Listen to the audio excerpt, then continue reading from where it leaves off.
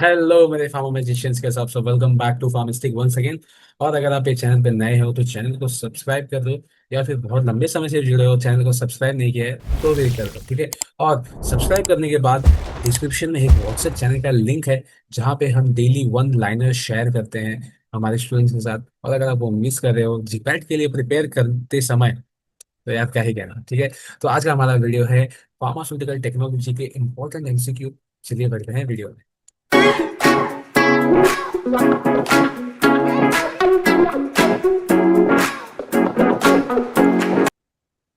Okay, सो आज का हमारा पहला क्वेश्चन होगा कि which of the following is use as a glidant in tablet formulation, ठीक है। टैबलेट फॉर्मुलेशन में कौन सा ऐसा यहाँ पे इंग्रेडिएंट है जो एज अ ग्लाइडेंट यूज होता है, ठीक है। अब मैं आपको थोड़ा सा समझाना चाहूंगा कि आखिरकार ग्लाइडेंट होता क्या है, हम क्यों यूज करते हैं, ठीक है। तो बहुत जन को आंसर पता होगा, आई नो, डोंट वरी, बहुत अच्छी बात है, ठीक है। सो ग्लाइडेंट क्या होता है, ठीक है। अब मान लो मैंने ग्रैन्यूल्स बनाए, लेकिन ग्रैन्यूल्स हमेशा स्फेरिकल नहीं होते, कुछ थोड़े ऐसे होंगे, ठीक है। थोड़े ऐसे ऐसे होते हैं, ठीक है। अब इसे बोलते हैं थोड़े रफ सरफेस वाले पार्टिकल्स, ठीक है। जब ये ऊपर का आप देख रहे हैं, ये सारे ऊपर के जो उसके रफ सरफेस है, ये एक दूसरे के साथ जब मिलते हैं, जब ये एक दूसरे के साथ मिलते हैं, जब यानी कि बीच में रब होता है, तो वहां पर जनरेट होता है फ्रिक्शन। क्या होता है? Friction.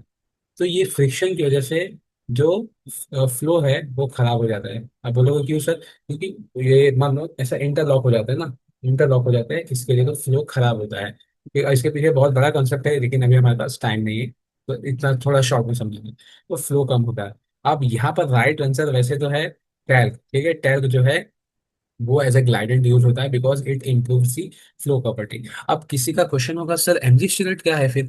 MG stearate is lubricant. Lubricant क्या करता है कि जब हम टैबलेट पंच करते हैं तो डाई कैविटी के बीच में जो भी अगर मतलब डाई कैविटी और पाउडर के बीच में अगर कोई फ्रिक्शन जनरेट हो रहा है, उससे वो डाई कैविटी से बाहर निकालने के लिए, to eject out from the the die cavity, magnesium stearate is use, so it is called lubricant, ठीक है। Where talc is use as a glidant. Okay, glidant यानी to improve the flow property, how it will get adhered on this, मतलब ये tail के ऊपर ऐसे, sorry, जो granules है हमारे, उसके ऊपर ऐसे अडहेयर हो जाएगा और फ्लो प्रॉपर्टी बढ़ा देगा। सो ऐसे सोचो, कॉन्सेप्ट बहुत क्लियर हो जाएगा। यहाँ पे बहुत ही सिंपल क्वेश्चन आ रहा है, आपको 4 मार्क्स दे के जाएगा। तो the mechanism of particle size reduction in fluid energy mean is what? तो यहाँ पर राइट आंसर होने वाला है इम्पैक्ट एंड एट्रिशन। तो इम्पैक्ट यानी कि कोई चीज इम्पैक्ट हो रही है, एट्रिशन यानी कि दोनों पार्टिकल के बीच में घर्षण होना। तो it's a very simple principal, ठीक है। तो वहां पे आपको इतना एक्सप्लेनेशन की जरूरत नहीं है, ठीक है। आइए बढ़ते हैं। In lyophilisation process water is remove by which principle? अब लाइफिलाइजेशन होता क्या है वो समझना है, क्यों करते हैं वो समझना है। अब एक वीडियो में मैं नहीं समझा सकता, बट आपको एक वो वे में आपको लेके जा रहा हूँ, वो थॉट प्रोसेस डेवलप करा रहा हूँ, ठीक है ना। तो कौन से प्रोसेस से ये वाटर रिन्यू होता है, थोड़ा आपको बता देता हूँ। लाइफिलाइजेशन एक काइंड ऑफ हम उसमें से पानी निकाल रहे हैं, कोई सब्सटेंस से पानी निकाल रहे हैं फॉर इट्स बेटर स्टेबिलिटी, ठीक है। अब उसमें एक प्रोसेस होता है which is called as sublimation. ये आप सब ने बचपन में पढ़ा होगा कि ये डायरेक्टली सॉलिड से गैस में कन्वर्ट हो जाता है, सॉलिड से गैस में कन्वर्ट हो जाता है, या वेपर फॉर्म में, ठीक है, वेपर भी बोल सकते हैं।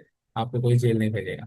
सो water is remove by which principle? It is remove by sublimation principle, ठीक है। इसमें एक प्राइमरी ड्राइंग होता है, प्राइमरी ड्राइंग फ्रीजिंग होता है, और सेकेंडरी, वो सारी चीजें आपको पढ़ना है, ठीक है। बढ़ रहे हैं हमारे नेक्स्ट क्वेश्चन पे। Which type of glass is highly resistant borosilicate glass?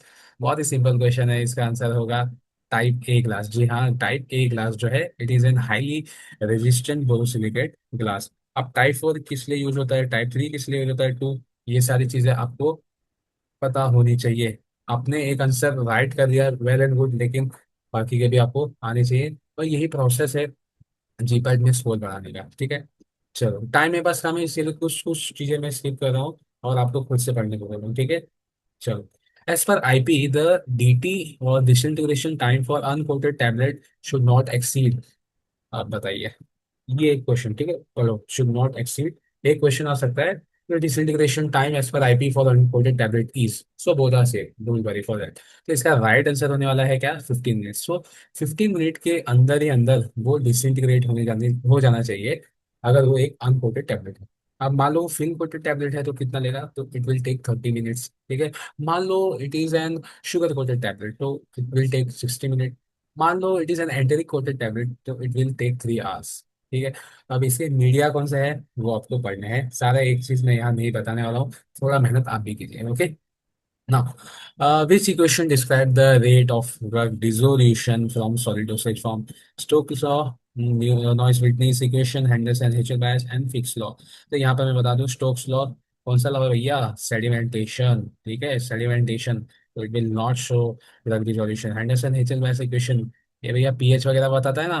Fix law क्या है, डिफ्यूजन बताता है, डिसोल्यूशन कुछ और होता है, डिफ्यूजन और डिसोल्यूशन क्या होता है ये भी पढ़ना है, ठीक है। डिसोल्यूशन मतलब क्या, एक कोई चीज पर्टिकुलर सॉल्यूट में डिजोल्व हो रही है, यानी घुल रही है। डिफ्यूजन यानी कि एक चीज यहाँ से वहां जा रही है, ठीक है, एक ट्रांसफर ऑफ एनर्जी या कुछ भी समझ लीजिए, दैट्स अ डिफ्यूजन। तो Fick's law is for diffusion and Noyes Whitney equation is for dissolution. So our right answer is Noyes Whitney equation. I hope so सबको पता था ये, अगर नहीं पता है तो नोट डाउन कर लो, very important question. Now, capping in tablet is primarily caused by, देखिए अब टैबलेट डिफेक्ट मैंने आपको बोला है कि एक इंपॉर्टेंट टॉपिक बन जाता है, सो इसे मिस मत करिए, ठीक है। हमेशा यहाँ से क्वेश्चन पूछे जाते हैं, नए भी पूछेंगे तो कोई बुराई नहीं है, आपको ये बाद में कभी तो काम ही देगा जब आप जाओगे कभी यूनिवर्सिटी वगैरह में काम करोगे तब, ठीक है। तो टैबलेट इन कैपिंग कैसे होता है, एक्सेसिव मॉइस्चर नहीं। आप कैपिंग क्या होता है पहले वो समझते हैं, कैपिंग यानी कि उसका टैबलेट का सर निकल रहा है, ये सब टोपी कैप समझ गए, सर पे पहनते हैं वैसा, आप एक एनालॉजी सेट कीजिए अपने माइंड में। तो capping is nothing but the removal of the upper portion of the tablet और क्राउन वी कैन से, ठीक है। तो कैसे होता है, एक्सेसिव मॉइस्चर से होगा नहीं, अगर मॉइस्चर रहेगा तो वो चीजें पकड़ के रखेगा ना, अगर कोई भी चीज गीला है तो वो तो सिमटा हुआ रहेगा ना, वो खुलेगा तो नहीं। सो ये ऑप्शन मेरा जा रहा है, एंड ऑफ एयर, ठीक है, high speed of compression, bit, लेकिन एक minute, use of excessive lubricant, no excessive lubricant with retard dissolution, capping वगैरह का दिक्कत नहीं आता है। तो यहाँ पर मेरा राइट आंसर होगा कि envelopment of air is right answer. I don't know ये पेन क्यों नहीं सिलेक्ट हो रहा है यार ठीक है। तो कैपिंग कैसे होता है, एनवेलपमेंट ऑफ एयर, इसके पीछे और भी कारण है, ये अकेला नहीं है, तो वो भी आप पढ़ लीजिए, ठीक है। Moving on, next question. The HLB value range for W by O, that is water in oil emulsifying agent is dash, क्या है ऑप्शन, ऑप्शन कौन सा है ऑप्शन ए है। तो देखिए HLB स्केल आप सभी को पता है, हाइड्रोफिलिक लिपोफिलिक बैलेंस वाला स्केल जो है वो हम यूज करते हैं। तो W बाय O बोला यानी कि ऑयल में सॉल्युबल है एनॉल, तो जो स्टार्टिंग का रेंज होता है इट इज फॉर लिपोफिलिक, ठीक है। तो ऐसे आप याद कर सकते हैं, यार ये बहुत चेंज हो रहा है, चलो ठीक है कोई बात नहीं। So option A is correct. Now, which of the following is considered as a super disintegrant, super disintegrant और डिसइंटीग्रेंट में क्या फर्क होता है। सुपर डिसइंटीग्रेंट कोई भी चीज को फटाक से, कोई भी चीज का कोई टैबलेट को फटाक से डिसइंटीग्रेट करा देगी। तो लेट्स से हमने डिस्प्रिन खाया होगा, तो वो जैसे भी हम पानी में डालते हैं फटाक से वो डिसइंटीग्रेट हो जाता है या डिस्पर्सिबल हो जाता है, ठीक है। सो वहां पर रोल आता है हमारे सुपर डिसइंटीग्रेंट का, जो कि फटाक से पानी ऑब्जॉर्व करेगा और स्वेल होगा, देन टैबलेट को ब्रेक करेगा। इट इज फॉर जो अपने ओरल डिसइंटीग्रेटिंग टैबलेट होते हैं वो सब चीज के लिए सुपर डिसइंटीग्रेट यूज किया जाता है। तो यहाँ पर राइट ऑप्शन है, जी हाँ, सोडियम स्टार्च ग्लाइकोलेट, ठीक है, क्या सोडियम स्टार्च ग्लाइकोलेट। और भी आते हैं जैसे क्रॉस कार्बोनेट सोडियम, ये भी आपको पढ़ना है, इसके ब्रांड नेम भी होते हैं वो भी आपको पढ़ना है, और ये कौन से मैकेनिज्म से ब्रेक डाउन करता है वो थोड़ा पढ़ लीजिए। जैसे ये वीकिंग एक्शन यानी कि कैपिलरी एक्शन के थ्रू ये पानी लेता है और देन टैबलेट को ब्रेक करता है, ओके। नाउ एक और टैबलेट डिफेक्ट से क्वेश्चन आ रहा है, moulding in tablets refers to, very simple very simple, अगर अभी तक ये आपको याद नहीं हुआ तो यार क्या ही कर रहे हो। तो राइट आंसर है क्या, uneven distribution of colour. Modelling क्या होता है, अनइवन डिस्ट्रीब्यूशन ऑफ कलर, ठीक है। अगर हम बात करें ब्रेकिंग ऑफ एजेस तो भैया ये होता है चिपिंग में ब्रेकिंग ऑफ एजेस होता है। Separation into layers is lamination, then sticking to the punch face is picking, ठीक है, पी से पंच, पी से पिकिंग। तो ये सारे ऑप्शन भी आपको साथ ही साथ याद करनी चाहिए इसके क्या राइट आंसर हो सकते हैं। तो चलो बढ़ते हैं next question. The sterilising agent used in gaseous sterilisation for heat sensitive item is dash, formaldehyde, ethylene oxide, chlorine and nitrogen. तो यहाँ पर मेरा राइट आंसर होने वाला है, क्या होने वाला है, इथाइलिन ऑक्साइड, ठीक है, ethylene oxide. So it is, यार ये पेन नहीं चल रहा, ठीक है। So ethylene oxide is a right answer.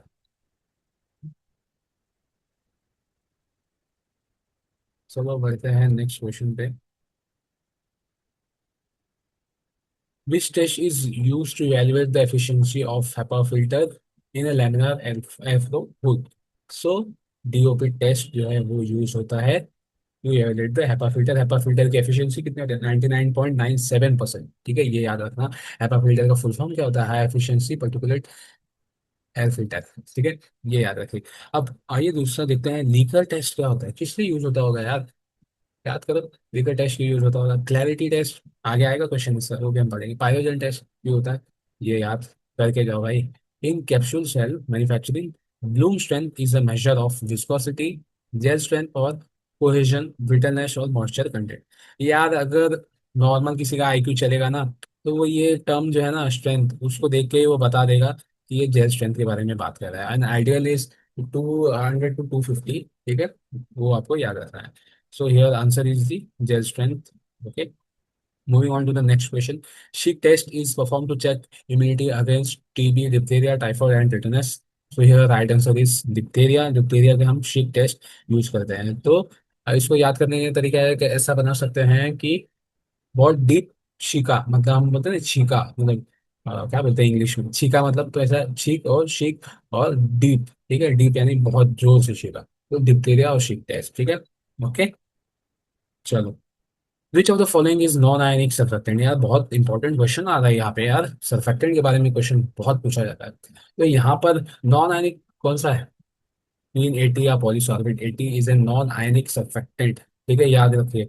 SLS क्या है? ये है एनायनिक। बेंजल्फोनियम क्लोराइड कौन सा है? ये है कटाइनिक, बिकॉज यहाँ पे एल्कोनियम का प्लस और क्लोराइड का माइनस। तो ऐसे याद रखो यार, ठीक है, ठीक है। चलो, next question, what is the standardized sterilization condition for hot air? One important from microbiology point of view as well as from the parenterals, जब आप पढ़ेंगे वहां पे भी आपको ये क्वेश्चन मिल सकता है। That's why I have included in pharmaceutical technology। ठीक है, तो in the right answer will be 160 degree for 2 hours। So वो अपना क्या बोलते हैं, वेट स्टेरिलाइजेशन के लिए कितना होगा टेम्परेचर, इसमें ही है, पता करो।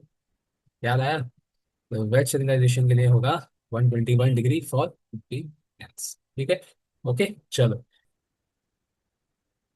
तो देखिए ये क्वेश्चन आ गया जो हम डिस्कस किए थे स्टार्टिंग में पिकिंग के बारे में। So picking in tablet manufacturing is defined as removal of material from tablet surface by a punch, splitting of tablet into two layers, adherence of tablet material to diol, small pinhole on the tablet surface। तो यहाँ पर right answer है removal of material from the tablet by punch. ठीक है, P से picking, T से पंच। पंच ये याद रखो, स्टिकिंग अलग होता है। ठीक है, चलो। Which agent is used as opacifying agent in hydrogenating capsule? तो right answer is titanium dioxide। सॉर्बिटल क्यों होता है? प्रोपाइलिन ग्लाइकोलिन जिलेटिन क्यों होता है? सारी चीजें पढ़ के जाओ, सीक्रेट है। ठीक है, क्लैरिटी टेस्टिंग फिर आ गया, मैं बोला ना आएगा। Clarity testing for parenterals in specifically design to detect what pyrogens, particulate matter, micro organism, pH changes. अब एक छोटा सा बच्चा बता देगा क्लैरिटी टेस्टिंग क्यों होगा? Because of particulate matter. ठीक है, पायरोजन के लिए अलग टेस्ट होता है, माइक्रो ऑर्गेनिज्म, पीएच से सबका कोई लेना देना नहीं है। एक लास्ट मैंने क्वेश्चन पैकेजिंग से ले लिया है। ठीक है, ज्यादा आपका टाइम वेस्ट नहीं करूंगा, लास्ट क्वेश्चन है भाई। ठीक है, अगर यहाँ तक देख रहे हो तो चैनल को सब्सक्राइब करें। चलो, which particle is material for choice for IV bags due to its flexibility? Polyethylene, PVC, polystyrene, polypropylene. So your right answer is polyvinyl chloride। I hope सो आपको ये वीडियो अच्छा लगा। थोड़ा पेन का इशू है, आई नो, थोड़ा सा manage कर लो। और एक मैंने आपको अप्रोच बताई है कि कैसे आपको चीजें मतलब जो आपके क्वेश्चंस आ रहे हैं उसको कैसे टैकल करना है, एक साथ दो चीजें कैसे डिवीजन हो पा रही है देख रहे हैं ना आप, वैसा करना है। सो इसी के साथ शिवम चतुर्वेदी साइनिंग ऑफ, मिलूंगा नेक्स्ट वीडियो में। वीडियो पसंद आया तो चैनल को सब्सक्राइब करें।